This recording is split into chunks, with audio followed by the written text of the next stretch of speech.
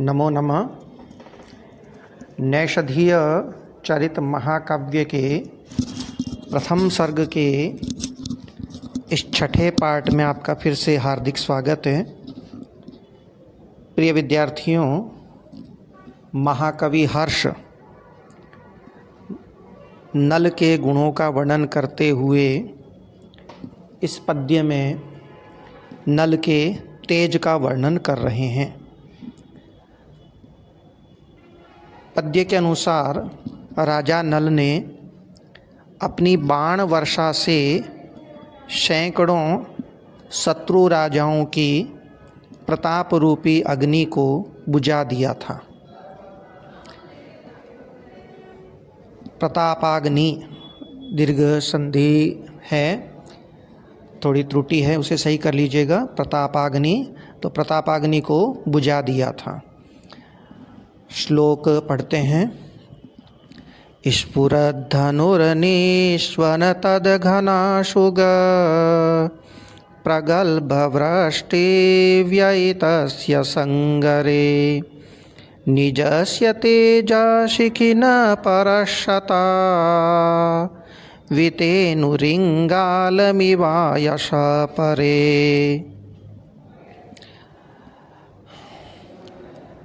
शत्रु जो राजा हैं उन्हें अपने प्रताप का, अपने तेज का बड़ा घमंड था, लेकिन नल ने अपने बाणों की वर्षा से उस प्रताप रूपी जो अग्नि है, शिखा है, शिखी जो है, उसको बुझा दिया था।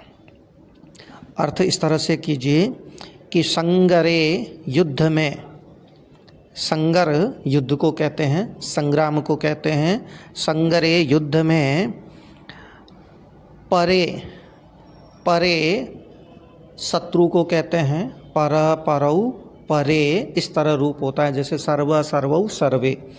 परे शत्रुओं ने, कितने शत्रुओं ने? परशता, 100 से भी अधिक।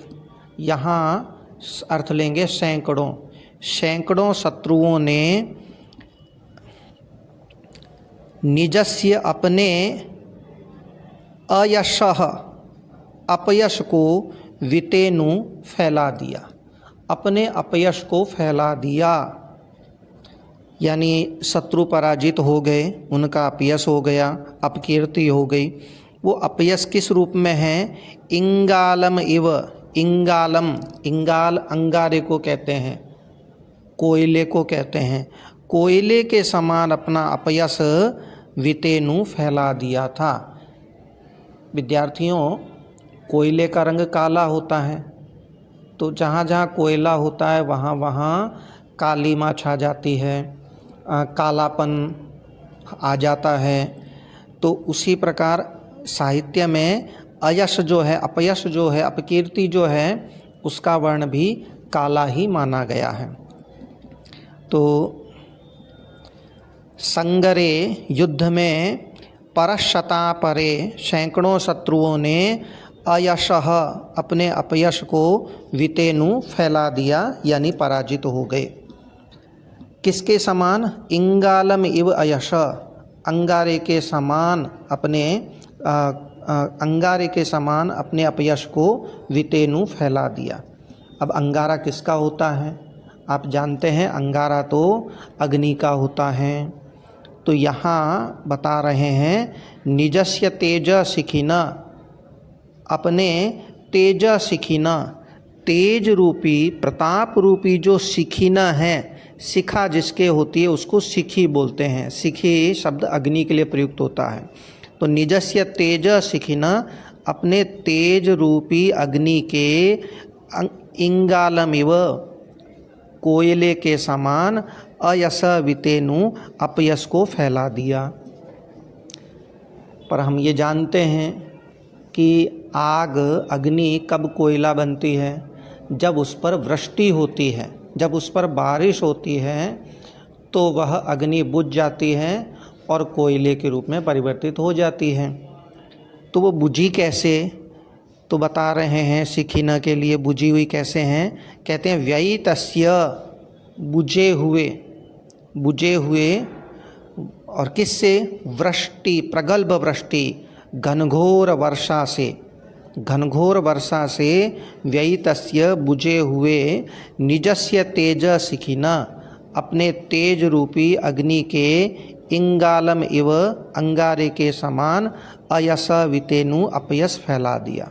वो घोर वृष्टि किसकी है ये देखना बाकी है। तो कहते हैं स्फुरत धनुर्निष्पद तद घनाशुग। स्फुरत का अर्थ है चमकते हुए, धनुर्निष्वन धनुष की ध्वनि वाले, चमकते हुए धनुष की टंकार वाले, अथवा स्फुरत चमकते हुए, धनुः धनुष, और निश्वन यानी गर्जना वाले, सिंहनाद वाले, तद उसके, उस नल के, घनाशुग, घनाशुग, घन यानी सघन, प्रचंड, आशुग, आशुग बाण के लिए भी प्रसिद्ध है और वायु के लिए भी प्रसिद्ध है। तो यहाँ अर्थ लेते हैं बाण।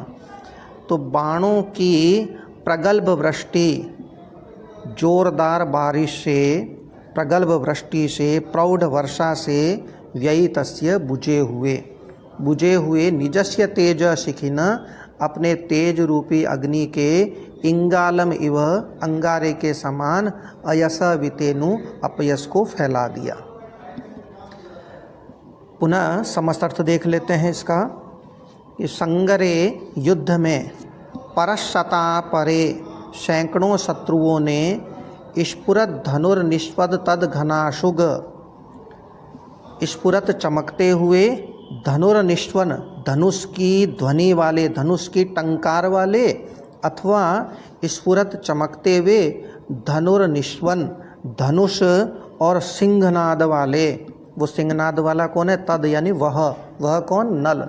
उस नल की घनाशुग, घन यानी सघन, घनघोर, आशुग बाणों की प्रगल्भ वृष्टि से, जोरदार बारिश से, प्रौढ़ बारिश से व्ययितस्य बुझे हुए, निजस्य तेज शिखिना, अपने तेज रूपी अग्नि के इंगालम इव अंगारे के समान अयस वितेनु अपयस फैला दिया।